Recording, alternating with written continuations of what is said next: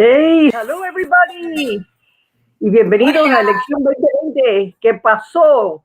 Edición de la Vista Latina. Y aquí está mi compañera de siempre, Ivette González exacto. Petkovich. ¿Cómo estás, Ivette?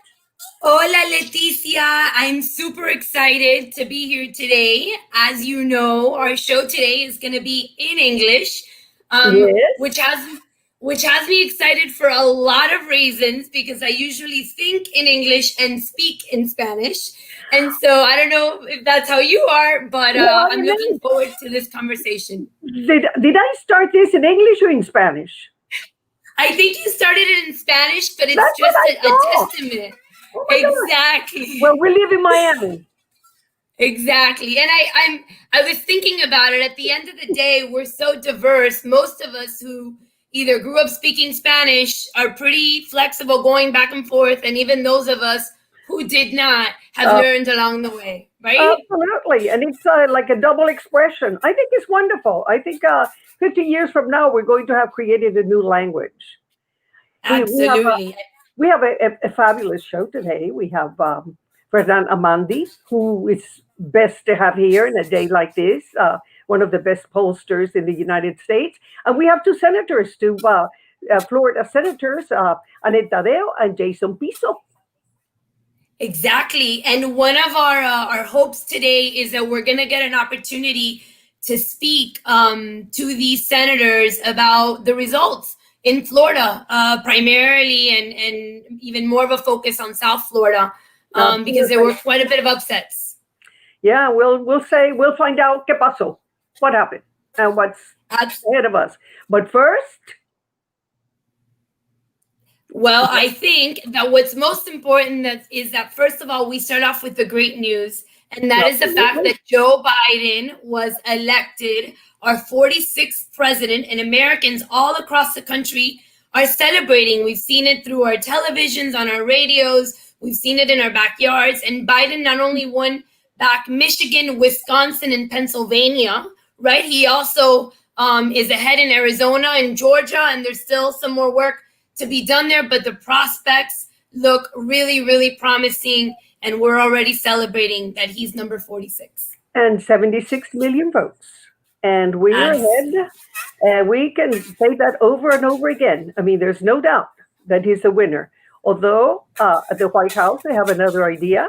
They're just dragging their feet, and for political reasons, we'll go into that. And I guess most people that are watching today know the reason why they haven't declared him the winner. And the President Trump has not been gracious enough. But oh boy, that Joe Biden is acting like a president already. And Absolutely. leaders, world leaders, have already called him, congratulated him, and those Republicans that have the important ones, the old Republicans, they have really come on board. So we're very happy. He's very presidential. He was presidential today when he was talking about COVID, and he's just waiting to see when Trump gets over his tantrum. I agree. And quite frankly, I think what's most exciting about Joe Biden, although a lot of the other candidates that he beat out in the primary were equally exciting in other ways, what's most exciting about Joe Biden is sort of that graciousness that you mentioned, and how I am super confident that's going to be a very important sort of temperament and characteristic that he's going to utilize. Uniting the country, getting the Senate to work with him, getting Congress to work with the Senate, God willing. Again, I'm really over the moon that we can sort of move Yeah, on to the next chapter. we're all sleeping a little easier, a little better now. I think that we're very grateful. We had forgotten what it was to have a normal president, um, and I should say president elect, but I consider him Joe Biden or president, and we have a vice president that we couldn't ask for anybody better than Kamala Harris, Absolutely. and that I she think we couldn't represents move for on. I agree, and I don't think we could move on to sort of the issues at hand and what this show's about without mentioning sort of the historic election of Kamala Harris, and just how moving that was for a number of reasons, namely just little girls right? Of color and not of color. Just seeing a woman in that position, I think, is just historic and astounding. Yeah, absolutely. And her mother being an immigrant, like most of us, and the fact that she was way back, she was an activist, and and she taught her children well, her two girls, and that it says a lot of how far this country has come, and I think Trump was just like a bad chapter in our history, and but I think that Americans are very smart, very sensitive, and respect democracy. And I am very proud of my adopted country. Very proud. Absolutely, absolutely. Well, I'll tell you, it was very historic, and it was a joyous day to finally find out on Saturday, I believe it was, that for the most part, the race was being called for President-elect Biden. Sadly, though, for Florida, a lot of the success that President Trump had really trickled down. And we're going to hear more about that. Sadly, we in Florida, we lost 2 state house seats. We lost 1 state Senate seat, and most importantly, 2 congressional seats.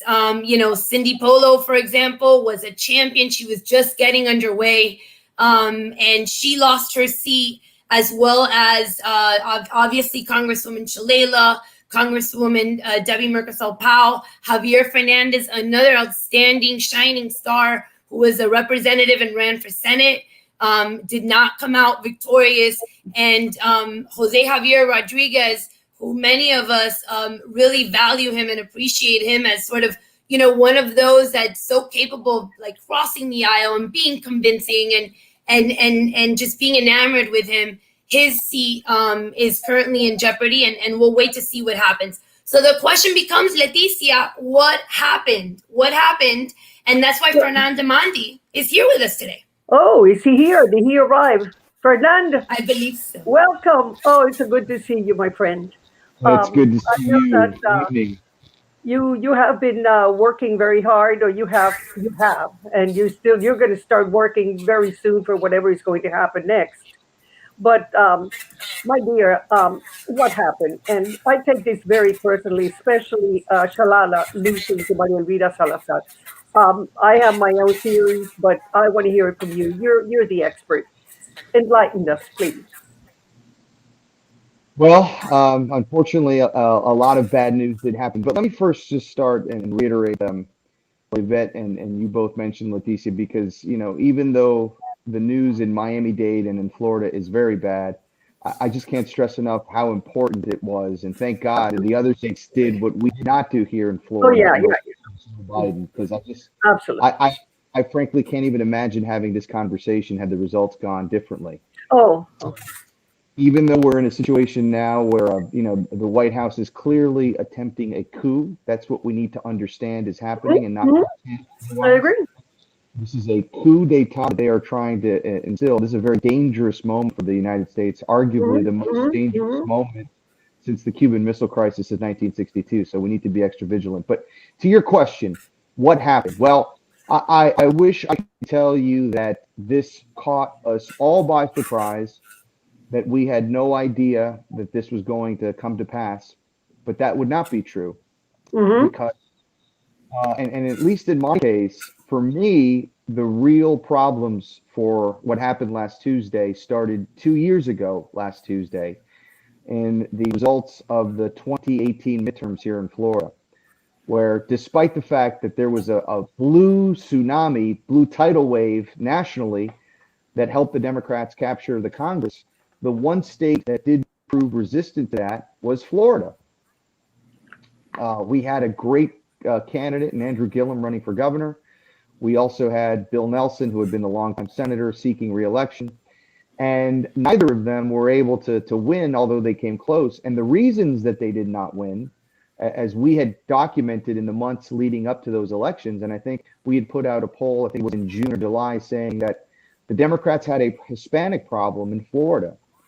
The Republicans were out hustling the Democrats. The Republicans were here, there, and everywhere with the Puerto Rican community, the Cuban community, the Colombian community. It just seemed they were doing everything in their power to try and maximize their support with Hispanic voters. Lo and behold, when you look at the results in 2018, that is exactly what happened. I think the Gillum race was decided by less than 35,000 votes. Everything was close, yes. And the Nelson race was decided by less than 15,000 votes. In both cases, it was the shift in the Hispanic vote that cost us the election. So Maria Elvira almost won. Maria Elvira almost won in 2018. Maria Elvira. That's very right. close. So, even though it was a phenomenal year for Democrats, and we did have some gains in Dade County for sure, the Shalala seat and Debbie Mercasal-Powell seat and Cindy Polo's election and others, there were some warning signs. And unfortunately, Leticia and Ivette, after that, I remember the day after the election when all Florida Democrats kind of had their hands in their hands and saying, oh my God, we lost again. My attitude was as difficult and as bittersweet as this result is, we have to start working immediately for 2020 because that's the real race that matters, the 2020 presidential. And lo and behold, it just did not happen. Again, inexplicably, inconceivably, but the Democratic Party of Florida refused to engage in the type of comprehensive work across the state, and certainly here in our backyard of South Florida, that the Republicans had been doing when it came to the Hispanic vote. And we saw signs of that continue throughout 2019 and certainly all the way through the beginning of this year up until COVID started. And then unfortunately, in spite of the fact that many of us kept sounding the alarm, it just never seemed like there was that commitment to do the type of work at a comprehensive statewide level early with the proper resources spent early, not at the end of the process, that could have made the difference. And then, of course, our firm, Fernand Amandi, we put out a survey in the Miami Herald in early September saying that Biden was underperforming very badly in Miami-Dade County. To the campaign's credit, to the Biden campaign's credit, I think they took those results at that point very seriously. Exactly. That's what is very important. Miami is a different animal. And I wonder if the people in the campaigns higher up realize that they need to work with us completely different. We have the Otaolas. We have an element out there that is not only misinformed, it's like evil almost. It's trying to do it just for the hell of it. Really, just for the heck of it, because I do a lot of my work on Facebook, and the insults and it's lack of knowledge. We need to start. I don't want to be preachy because people say I'm preachy, but I think we need to educate a lot of the people. A lot of times I get things like say, "Oh, you're a Democrat. What have the Democrats done for us?" So I have to write Medicare, Medicaid, Social Security, suffragio, women's rights to vote, civil rights, the Cuban Adjustment Act.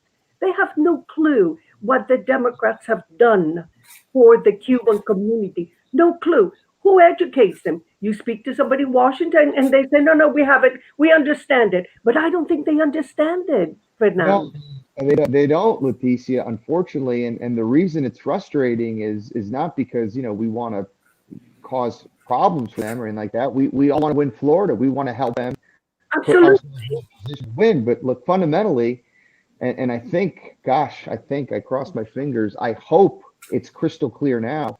But the Democratic Party in Florida, particularly with Hispanic voters, has a very big branding problem. And that is why it doesn't matter who the candidates that recruited are. As long as they have a D, it's going to be a problem in Dade County. As long as they have a D, it's going to stand for the S in socialism and the C in communism. Until we rebrand the party and do what Leticia was talking about, explain that the Democratic Party, what is offering voters, and it's not this party of socialism and communism, and it's not the party of pedophiles and all of the disinformation and stuff that was being out there in Spanish language radio and Spanish language disinformation systems. Until we do that work, it doesn't make sense to hire another field organizer or spend another dollar or recruit another candidate, because we're just putting candidates out there and workers out there around a party brand that unfortunately we have allowed to become toxic in this state. And that's the sad truth. Well, and Fernand, if I may, I know that you just said that sort of you all kind of saw it coming where, in 18 and moving forward that the Republicans, now Senator Scott was sort of capturing the Venezuelan vote when you would think that that would have been a Bill Nelson vote or that, potentially, we saw this sort of coming. But for me, I'm super in tuned and maybe I would have seen it coming, but I think it just became very obvious for even those who are not political junkies that in Miami-Dade and in South Florida, this messaging about socialism and communism and what the Democratic Party had to offer seemed to really just kind of hit full force.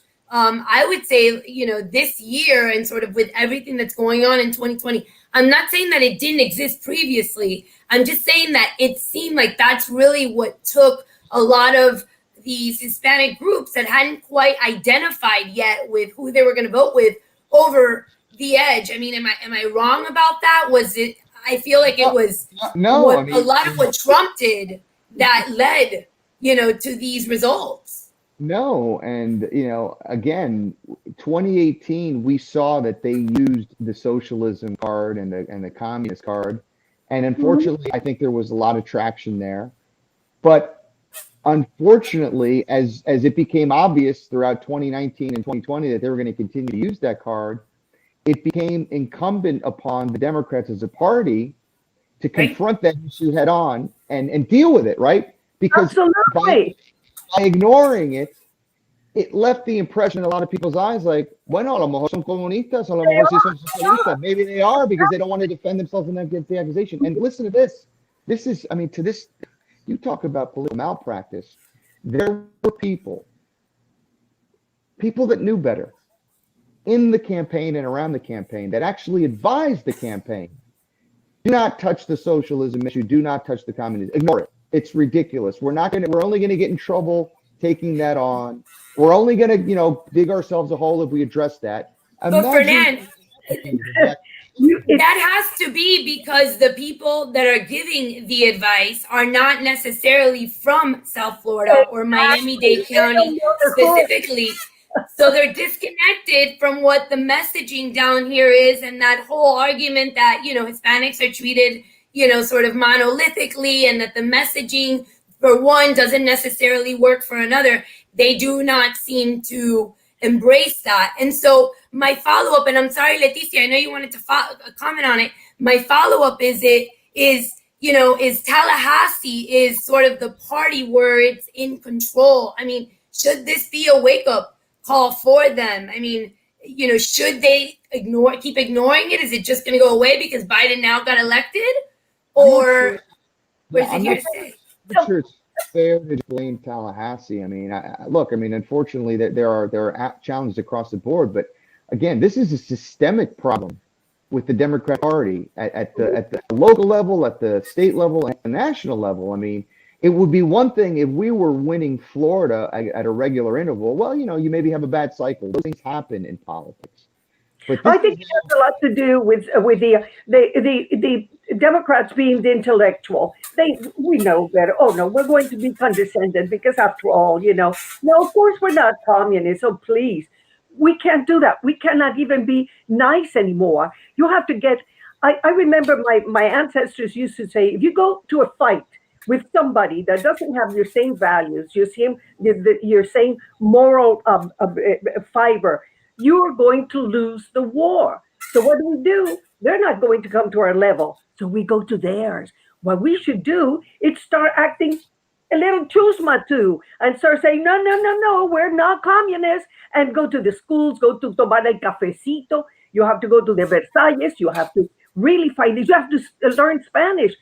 Scott learned Spanish just enough to say, hola, ¿qué tal? ¿Cómo estás? It's, el tipo habla español. It's just being simpático and at the same time letting them have it. No, let's argue this out. No, I'm not a communist. I'm not a communist. Well, I mean, Leticia, to your point, I mean, again, one of the benefits of having been able to work around the country in politics and around the world, and certainly here in Florida, I mean, I speak to this from experience. Our firm was involved in the last two successful statewide efforts in Florida at the presidential level, which was Obama in 2008, Obama in 2012. And one of the things that we did and understood early, and fortunately where we had the full support of the campaign leadership at the top, was that we had to start efforts early, and we had to do, describe, Leticia, get into the community, engage with the people directly, find and recruit local spokespeople, trusted folks, go to where the community was, define ourselves early, do robust voter registration efforts coupled with field efforts, but at the same time, we were present on the airwaves. We had our surrogates on radio, on television, then we had paid advertising. So all of those things worked, and look what happened. What a coinkydink, right? When you do the right things and when you do the fundamentals, you win. When you don't do the fundamentals, it makes it that much harder to win. And unfortunately, that's been the story of Florida dating back to 2014. Yeah, it's very unfortunate to be not to be understood after being here for 60 years and be so much part of this community.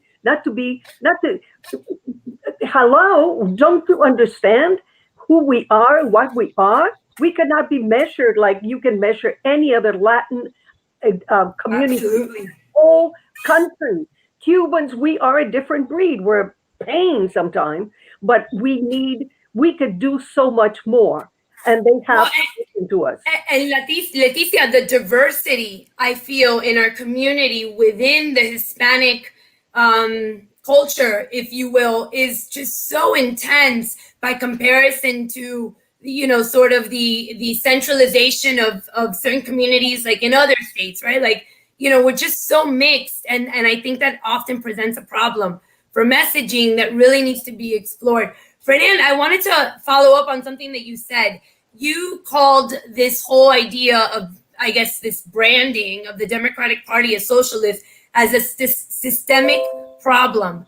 Sometimes I also think, because I do a lot of Spanish radio and television analysis, sometimes I feel like, with the Hispanic media also sort of promotes some of these misconceptions or highlights them and maybe doesn't develop them properly. Would you agree with me on that? Is there something, that can be done to sort of quell that and change that about the Hispanic market?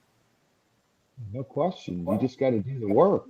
More regulations. What? What's that? More regulations, maybe. Well, I mean, again, we have here in this community, let's talk about South Florida alone, right? I think you have something in the neighborhood of like 10 daily Spanish language radio programs devoted to the subject of local issues and politics.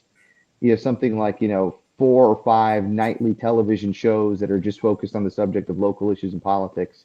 And it's always frustrating to me because when I turn it on, when we're not 3 or 4 months before the election, we don't have Democratic surrogates on there. We don't have our spokespeople engaged and presenting the counter narrative or monitoring those things. And if we were more in the community, the moment we see those attempts at disinformation, we could have our people on there saying, no, Absolutely. This is wrong. This is not happening. And that's fundamentally a function of party organization and focus and commitment. It's not enough to have one radio show on a weekend, from noon to something. You have to be around all the time because who's doing the full work 7 days a week all the time? The Republicans. The Republicans are monitoring every single program. So if we're going to cede that Spanish language media landscape to them, then we're going to deal with the problems we've been dealing with throughout the last several years. But if we join the battle, and I think we can, and I think the opportunity is there, then you can give at least a counter perspective so that one perspective doesn't become the dominant perspective. How about fact checks? I think that's regulations. Like it should be regulated where the facts are given. And those can be checked, and those can be. I am sure there must be laws in the FCC, but sometimes they get overlooked because, again, it's not taken seriously. It's estos son los cubanos. That's the way the Cubans do it. That's and it's not being watched carefully or monitored like the way it should be because it should be more regulated. We have sometimes. I have seen it, and I have seen it because I've been in the media enough, where you have people in the news that are being creating and talking as in As it is editorial fact. manners. And that is wrong. You do not do that. You're not allowed. That is not permissible. And that goes to the general manager of the stations, the presidents, all the executives that have to start saying, hey, wait a minute, or the FCC again. Let's Right. regulate. But unless you have entities that are in essence monitoring and following up, and every time something is said, Absolutely. you mention Absolutely. the phone call and the edit, but we really don't do that fundamental work. So unfortunately, as you said, Leticia, it tends to be the Wild West of the Spanish dominant market, and they get away with things that otherwise you wouldn't be able to do. My thought to you both is that even though this election cycle was as bad as it was for Miami-Dade County and really for just Democrat Hispanics, my hope is that once and for all, Tallahassee, and I say Tallahassee in terms of the centralized party here in the state of Florida, will recognize that Miami-Dade County Hispanics are just as important, arguably even more important, in order to win presidential election, in order to win Senate seats, in order to actually have a seat at the table. I'm afraid that in the past, because I myself have ran, so I speak somewhat from experience, but my experience only dates back probably 5 years at most. Fernand, Leticia, you guys know far more back than I do. What I see is that finally, at least, I hope that Miami-Dade County is recognized as essential for Democrats, not only to win at the state level, but to win nationally, quite frankly. Otherwise, we're not going to be blue for long. Yeah, I mean, I started with some good news, and I'll kind of close my comments with hopefully some more good news, and that is, look, we did have a major breakthrough here in Miami-Dade County, For sure. where Daniela Callava was elected the mayor of Miami-Dade County, and she ran a partisan race, and well, she may not say that, but let's be honest, she's running as the Democrat in the race. She carried the county by almost the same margin that Joe Biden did. So I think she has a referendum and a mandate to go in there and lead with a progressive type of agenda, and that's a building block. I know Mayor Leticia personally. She believes in the Democratic Party. She believes in organization work and whatnot. So that's something that we can build on, certainly for the future. But that is definitely a very good sign, because we haven't had a Democratic mayor for quite some time down here. Or a woman. Absolutely. I think that you really made an incredibly valid point, Fernand. And at the end of the day, regardless of what happened, it absolutely was a victory for Americans, for Miami-Dade County as well, especially with the win of Daniela Callava. And it's funny, I'm reading some of the comments on our show today, and there's comments like, "Why are we waiting for Tallahassee for direction?" and that's encouraging, and I agree. We don't need to wait for Tallahassee for direction whatsoever. And I think, Fernand, you gave us, little bits of ideas of how we can begin today working towards changing this misconception that has been so successfully sort of laid out over the last 4 years about Democrats and what we stand for. And we thank you so much for being here. You are our jewel. Don't stay away for too long, because we want to pick your brain constantly. And if we're going to be committed to the Democratic Party, we have to hear from you often, and all of us have to simply work at it and work at it. We have a lot of years ahead of us. At least you have more than I do. It was great. I mean that. Thank you so much, Leticia and Ivette, and thank you for putting this together. I mean, it's important to have these types of conferences and conversations, so people understand, just because we had a negative result, that doesn't mean the need for the work should stop. In fact, it's the opposite. I need to get started today for 2022 and 2024. So keep the faith. Sir. And for giving me the opportunity to speak to you all. Beautiful. Thank you, Fernand. Thank you for joining us. And we're going to bring on our next guest. You're absolutely welcome to stay and keep on watching. Fernand, And so, Leticia, you want me to introduce our next guest, or you want to go ahead and do it? You were closer to them than I was. That's your clan. Go ahead. Fair enough. I don't know that they're my clan, but undoubtedly I respect them immensely, and I'm super appreciative that they've joined us here today. So with us today, we have Senator Jason Pizzo as well, and Senator Annette Taddeo. I got it backwards. Hello. Hello. So good to have you. And I see you with those Biden signs in the background and that big smile, both of you smiling. Senator Pizzo, you don't have the Biden sign, but you do have a smile on. And I have lots of Biden signs. We can go grab some if you'd like. Take one of your kids with one. Yeah, welcome to both of you. Thank you. And now you have your work cut out. You're going to meet again in January, right? Are you all ready to go? Yes, absolutely. Might as well. Always ready. What's the agenda? What do you have planned? Annette, you want to go first, or you want me to go?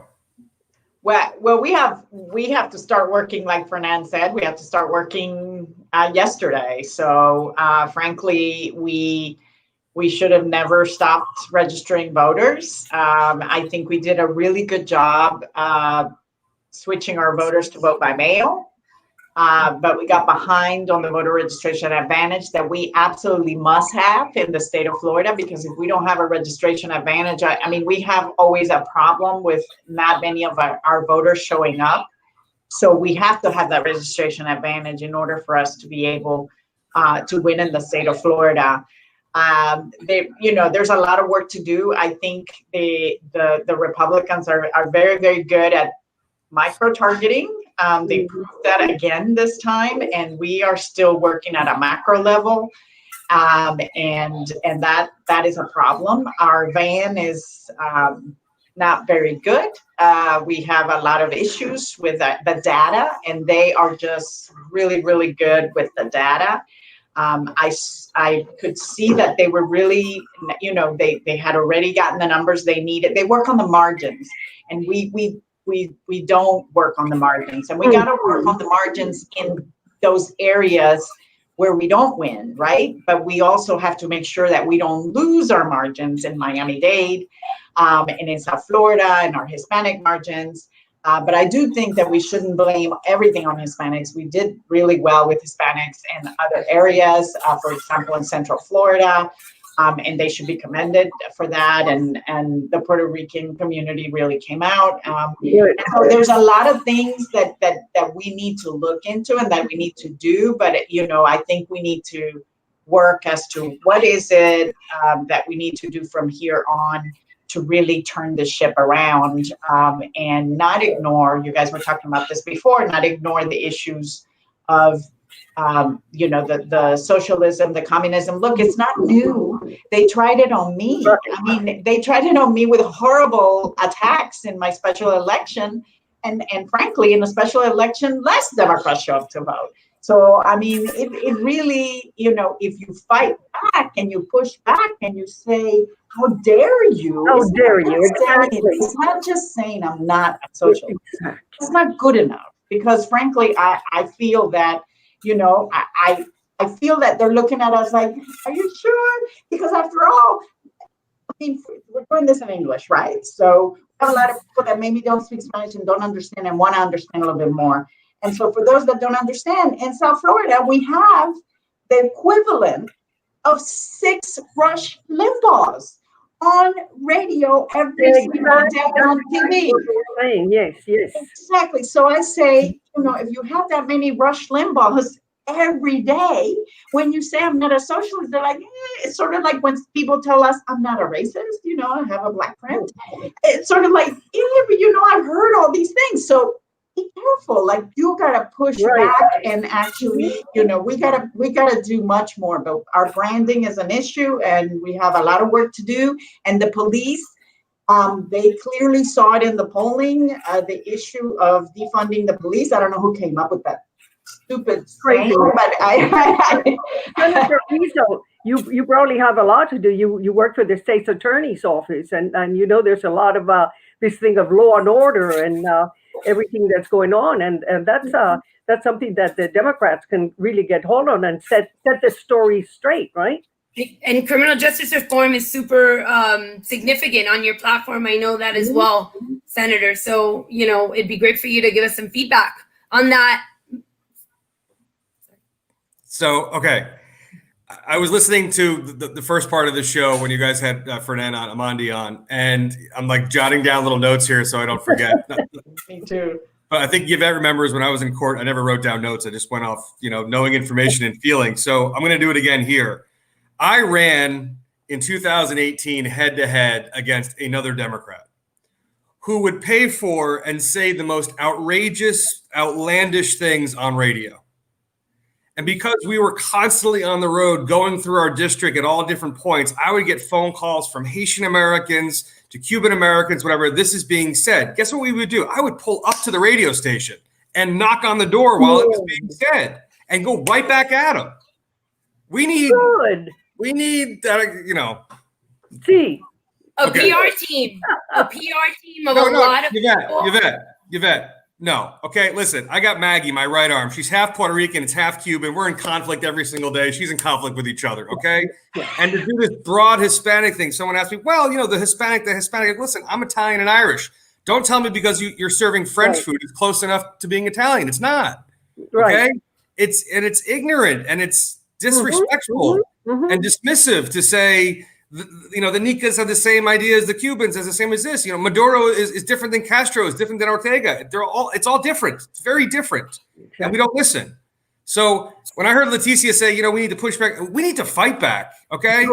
Yeah. And when I say fight back, I mean, bulls, you know what? I am not a socialist. My family started with a proverbial pick and shovel and we made it in free markets. The harder we work, the luckier we got. The problem is that we had bittersweet this election. We had 18 and 29-year-olds really coming out. Yes. But coming out and then hearing certain things like socialism and all this stuff, very difficult, and we do our own little surveys, very difficult to even define that term for people. But what they remember is hearing Abuela say things about socialism. Of course. And remembering associating someone they love with something bad that happened. And it hits a chord. Yes. And you just feel some kind of way. Yeah. We need to break away from that. We need to we need to push back and to fight back. And you're absolutely right when you started about certain elitism and certain intellectualism and no, it's okay. Let's not stoop to their level. Yeah. You know what I mean? Forget about it. We cannot be so decent anymore. We can't be refined anymore. We have to get dirty and we have to call it like it is. I'm with you, Rizzo. I am with you 100%. Rizzo, whatever. Just that Italian guy. But I hear what you're saying. Okay. So I'm so sorry. Don't be sorry. Listen. In certain part, I have the most wonderfully diverse district, okay? And I never correct anybody for saying how they feel if it's a real emotion. So if I'm in Little Haiti, it's Pizzo, Pizzo, Pizzo, Pizzo, Pizzo, Pizzo, Pizzo. Okay?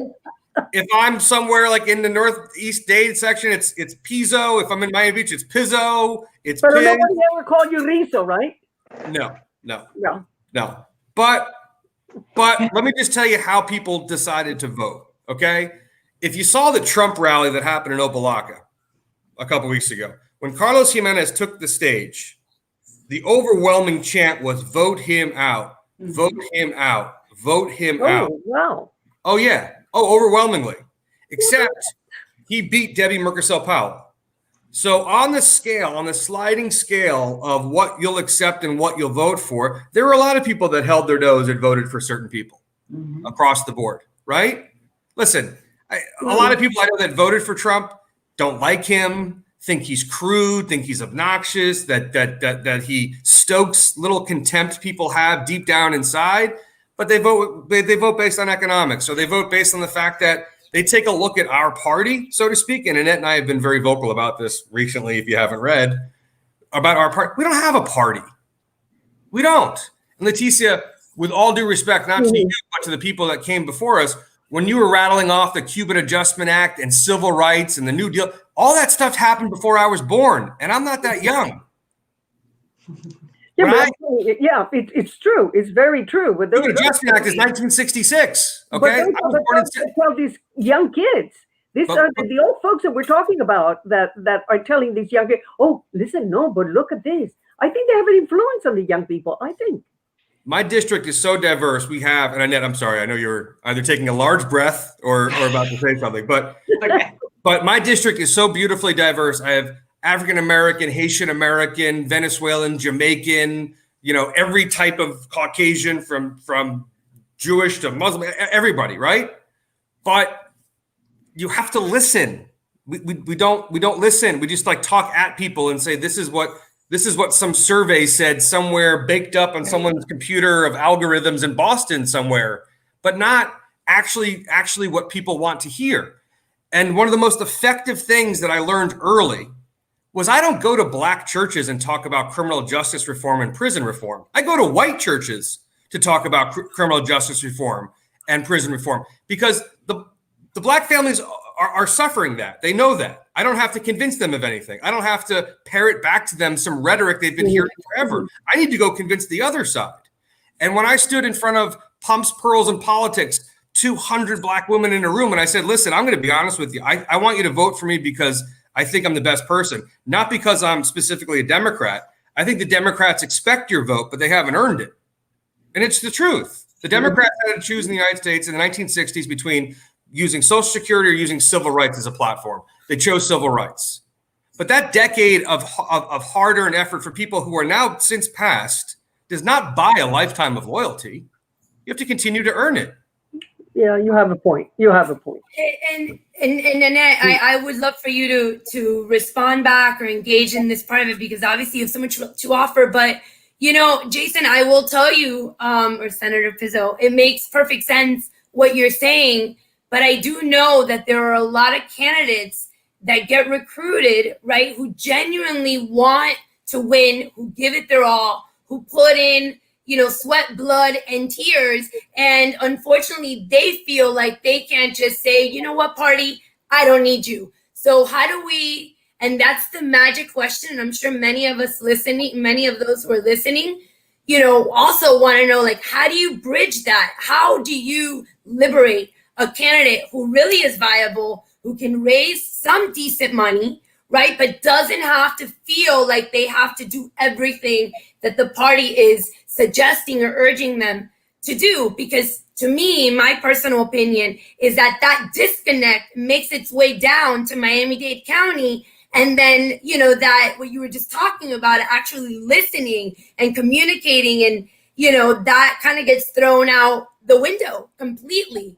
And so any of you, and Annette, I'd love to hear from you. I know you know what I'm talking about. And so, please give me some feedback on those individuals because really amazing people ran and really amazing people who were elected are no longer elected and need to get back up in Tallahassee. Mm-hmm. So share with us your thoughts. Well, let me just first, my mom is calling me. First, I'm going to get to the candidates and what we do, but let me say that all of us need to step back and take a piece of that humble pie and really look at what it is that we're doing. And I'm not talking about those freaking commissions that the party does every 2 years. We did one 2 years ago. We did one 4 years ago. We should maybe dust them up. We killed a few trees, printing them up. We should dust them up and read them and maybe implement some of those things. Because after all, we've done this after every cycle. So enough with the commission and who gets on it and all the bull crap that gets on, and all that stuff. It's come on, let's be real. Let's all work together. So we need to eat a little bit of the humble pie because, I will tell you, I went the Sunday before the election, which is usually sold to the polls. I went to Miami Gardens and I remember looking around and going, oh my God, there's no line. And then looking at the numbers and really trying to figure out, so obviously I've been paying a lot of attention to the Hispanic vote, but then I started seeing that there were a lot of African Americans that stayed home.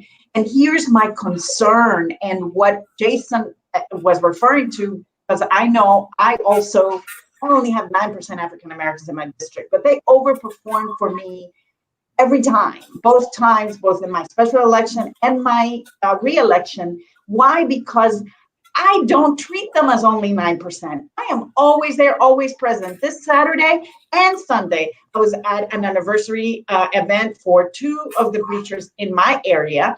And by the way, none of those candidates that were running just a few weeks ago were there. They're like gone. And it's a week after the election. I get it. It's the weekend after the election. Nobody cares.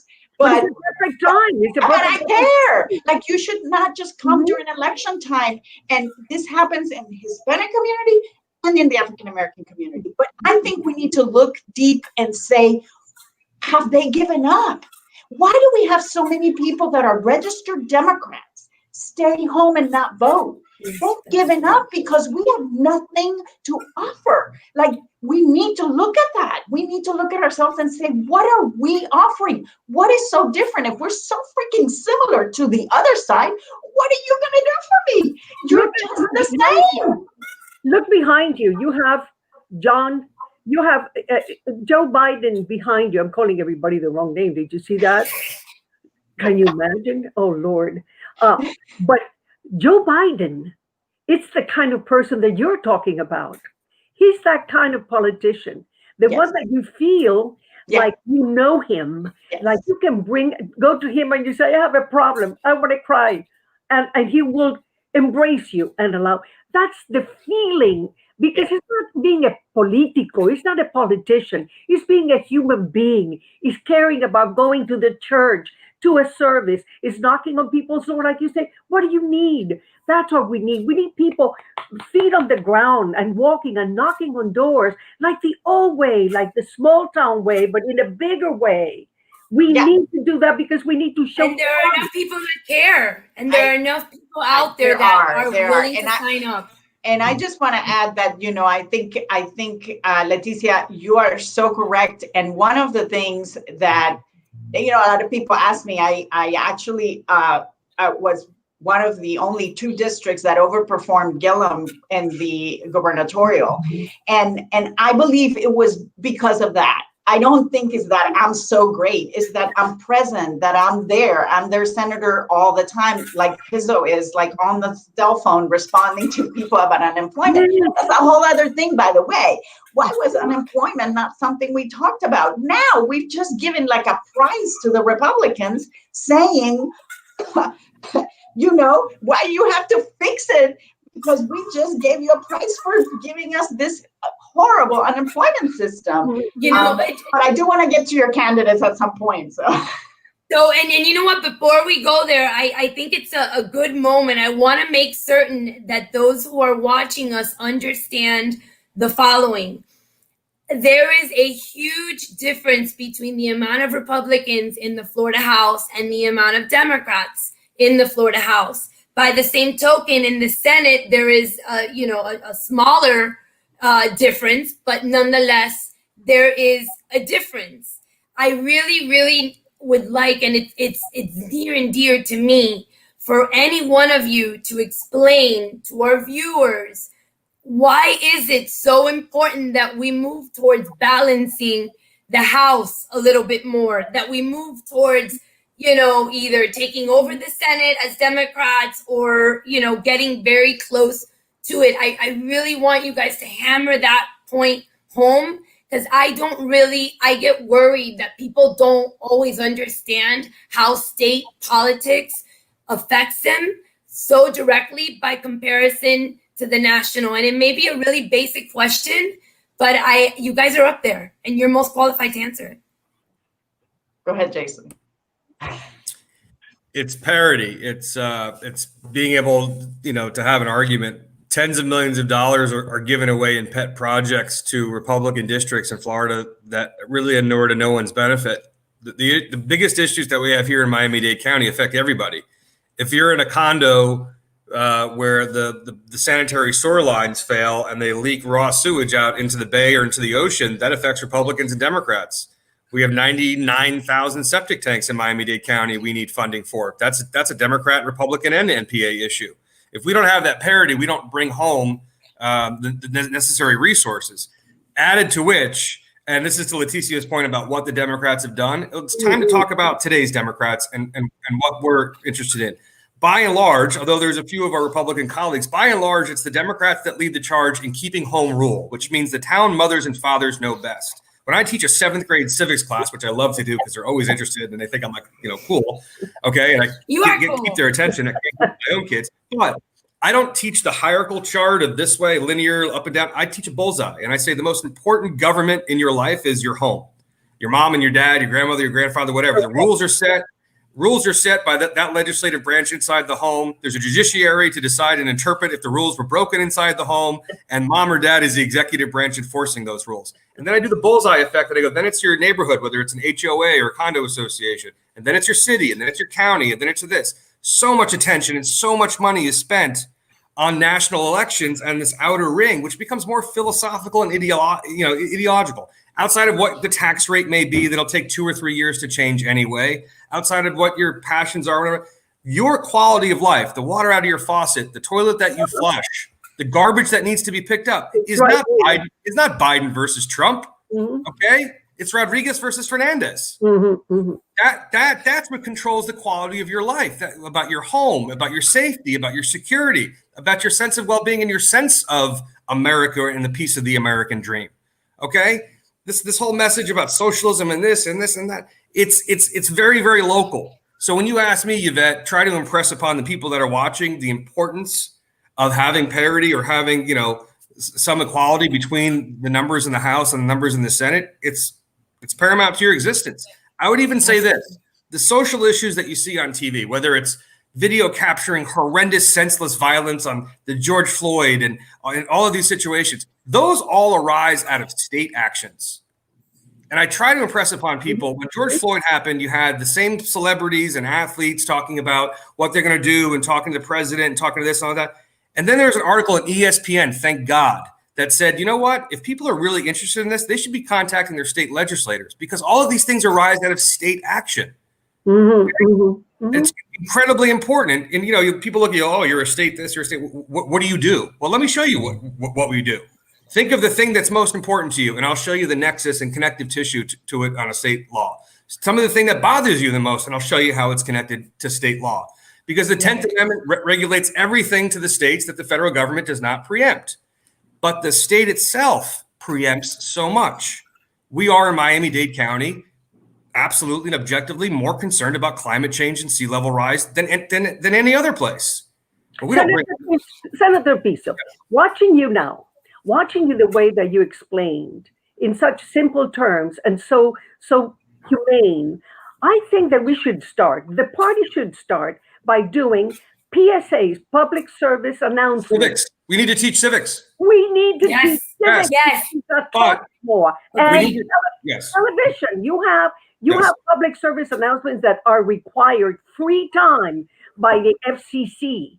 And if the party took time to have somebody like you once a month, 2 minutes, and do that for the next 2 or 4 years. In English and Spanish, Leticia, in both languages. And Creole. Correct. Yeah. And then do a lesser level to schools. We go to schools. We talk to these children. We talk to their parents. We go to PTA meetings. I've signed up to be a substitute teacher in the Miami-Dade public school system. Not for partisan and try to indoctrinate kids, but just to teach civics. Yes.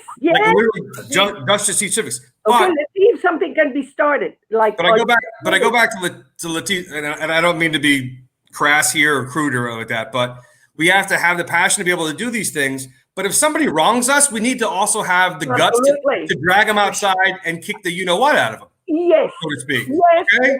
Yes, I'm with you. I'm sorry. Agreed. And now, Leticia, I do want to go back to Annette because Annette was going to talk to us and give some feedback on candidates. And Senator Annette Taddeo has been a champion, in my opinion, for many, many, many years, is very representative of just sort of persistence and belief in the system. And I value quite a lot, Annette, what you're take on this situation is. So please share with us. Let me first say that that we do, and you guys started the program talking about, we do need to celebrate a little. We do have our first Democratic mayor in many years, and I was involved in that, and so was Jason. We all helped, right? But I will say it started a long time ago. It started a long time ago when people made fun of me and I became the chair of the Democratic Party in Miami-Dade, and we started recruiting candidates, and Daniela Levin Cava was one of those recruits to run against an incumbent commissioner because we had the audacity to dream that we could take over the county commission. And so all I say is that is the recruitment that we need to be working on, thinking long term. And by the way, we have some candidates right now that in this cycle that lost, that shouldn't have lost. They're great candidates. And as someone who's lost races, including one statewide for lieutenant governor with Charlie, I can tell you, we have got to not start treating everybody as a loser. You get to find out from these races who has the potential and the future politically. And we need to harness that potential. Look, I ended up at the end of the day, even though I was told by the party and certain people don't run in that special election, I ended up beating the guy that they were already grooming to be the next Marco Rubio in a purple seat that, by the way, Trump just won my seat. Unlike Jason's, which is blue, he's very lucky. But, you know, hey, but guess what? We need to have more people. I can't be alone. We need people to fight and to go in Spanish specifically to fight back. We need to have a whole list of people, not just monitoring what they say, but we need to have all those possible candidates, past candidates, be part of that rapid response whenever they say something. And we need to learn as to what the Republicans do well. For example, they have phone banks. Like if somebody is on the radio literally saying something that they don't like, they do, el banco telefónico it's called, and they start calling, and the next call, and the next call, and the next call, and every one of those calls is letting them know how we do not appreciate that they're doing that. That's what we should be doing every time they lie and they say all these horrible things. Absolutely. We cannot take it laying down. So that comes to my answer about recruitment. We have some great people. And Annette, also the young people came out in great numbers in this national election. I am so proud of both my twin granddaughters because they were very active. They live in Georgia. And they were very active. And I am telling you, the history can be changed with this young. We have to pick young people to begin to represent younger and younger because they're so smart. They're so smart. I'm so proud of them. I'm so proud of all of them. So what do you think? Is there a pool that you can draw from in universities? And look, absolutely. Look, Ivette, were you at my house at the Latina Lista thing? I don't recall, but I definitely have been at your house before, and I know how dedicated you are to these issues. So I actually did have an event because I got tired of people telling me we can't find any Latinos to run. So let me go, I said, well, let me just put it out there, host a party, and all these people came. And actually, we did win some races. We have two young Latinas that won on the school board that are Democrats, and these open seats, I learned from my experiences, they always want to give us the tough incumbent seats, much harder to win. And instead, I want to make sure that when we recruit these wonderful people, that they get to run in open seats where it's a little bit easier than to try to put out an incumbent, especially when you're first getting started. So there's just a lot of things that we need to do. I'm trying to keep up with the comments, and I do want to say that that although I am 100% in agreement that money is not everything, money is also important. Because all these things that we're talking about, you do need to raise money. So we can't have it both ways. You can't just have great candidates and no money because you need money to put the message out. And then also you can't have all this money and terrible candidates. It's just really a coordination. We also have, we have a situation in the state of Florida where we're all on this boat that is sort of sinking, and we're all trying to row, but we're all rowing in different directions. Have you ever tried to do that on a boat? Like, it doesn't move. It just doesn't move. That's how I feel that we are. We have got to start rowing in the same direction. We have got to start working together. And unfortunately, we have a situation where a lot of people, sometimes they get elected and they only think of themselves and their future politically, and not of building an army. Guess what? I mean, we are going back to Tallahassee. And again, and by the way, Jason and I are actually pretty good at getting things accomplished, even though we're in the minority and we are respected by the majority. But having said that, you still need the votes, you still need the numbers. It's so hard. Mm-hmm. And so it does us no good to go back with less people. Now, I used to enjoy, and Jason knows this, I used to enjoy so much in committees, being able to kill bad bills in committee before they ever made it to the floor. And now, if our numbers go down, then I'm not going to be able to do that. And don't feel alone. Don't feel alone. We're here for you. We're here for you.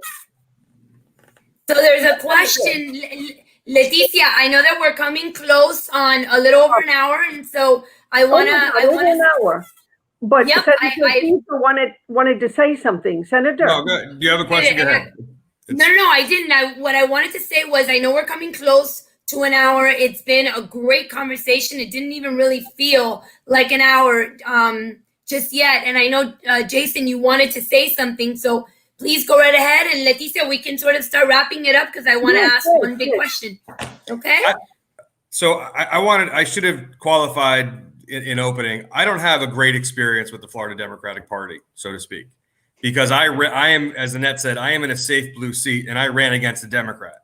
But I ran against a Democrat that was against a woman's right to choose, that was against same-sex marriage, that was against gay adoption, that was against just about every single Democratic core value that we have right now. So I couldn't take the Florida party, so to speak, very seriously when they would be non-discriminate in taking selfies with the same person who espouses all of these things in the opposite direction. That was what we call a Democrat in name only. But I'm giving the idea in the party because I don't treat this as a part-time job. It's a full-time job for me. It consumes everything. I go days without seeing my kids and participating in, all American things, so to speak, because I believe in helping my constituents. I'm going to give the party one more shot, but it has to be within a vision and idea of listening to people, grassroots, using real data. Data is different than polls. I want to be really clear about that. Yes. Okay? Yes. Data is different than polls. Okay, but real data, real listening, literally organic creation of what the idea is. But I want to be really clear about something else too that's not going to make a lot of people happy. I'm for rebuilding the Democratic Party. I am not for rebuilding or creating a Democratic Socialist Party. Okay, if there is enough of those people that want to create their own, go ahead. That's not the one I'm belonging to. That's not the one I'm going to work towards, to raise money for, and to work and work to going forward. 85% of the things that affect our lives in a detrimental fashion here in Florida, whether it's environmental or economic, we should be able to get done and agree on. I saw some of the comments in the chat as well about, we didn't feature the right things. Absolutely. We didn't feature the threatening of taking over of the airport or the port or the highway debacle. We didn't message the fact that the legislature, under the article in the Constitution, has the ability to call a special session to help the hundreds of thousands of people, Republicans, NPAs, and Democrats, who are suffering from unemployment woes for food insecurity and housing insecurity. We literally, everyone just had to just sign their name and agree to it. The Republicans would not do it. Why didn't that lead front and center? Somebody who either was sick with COVID, died from COVID, lost their job, lost their house, lost their car, lost their insurance, defaulted on their credit card payments. Why didn't we lead with that? Carville said years ago during the Clinton campaign, it's the economy, stupid. And it is. And it's everyone's version of the economy, but you can hit it somehow. We went back with, they're fascists when they called us socialists. Again, it goes back to, we got to grow a big pair, and go at it. And that's the party that I'll belong to and I'll work really hard to and raise money for. But I'm not going to go ahead and do a self-fulfilling prophecy either and create and build something that's supposed to be organic by listening to people, but also creates a large schism. We need to distance ourselves from the Republicans and from any other factions that would bring us down and contribute to us losing. That's my position. Very well said. I just want to add real quick about money. That is that we had plenty of money this cycle. Money was not our problem. The problem is that we're not united and coordinating. And we have all these wonderful, well-meaning organizations. And they're well-meaning. But at some point, we have to actually talk about, is it working? You know, to have all these different organizations. Oh, we'll take care of this, we'll take care of that, we'll take care of that. And none of us are, all of us are coming together. So I think the money is definitely something that was there, and that wasn't our issue. Even the Republicans always have more money because they have power. So we need another chapter. Let's get to work. Let's invite you again, and let's see what ideas, and we'll just put them out there, and we'll do whatever we can in social media. And social media works. We have to work this way, and let's put heads together and try to understand each other. Let's try to understand each other. Let's try to listen, and whatever we can do, we're with you. And just call them. That's why we're doing this. That's why we're doing it. We want to create a platform where, you know, people like yourselves that are living it day to day can share your experience, can be candid and honest about growing a big fat pear. I love it. And I will probably repeat that moving forward. But I think that we're very lucky to have you.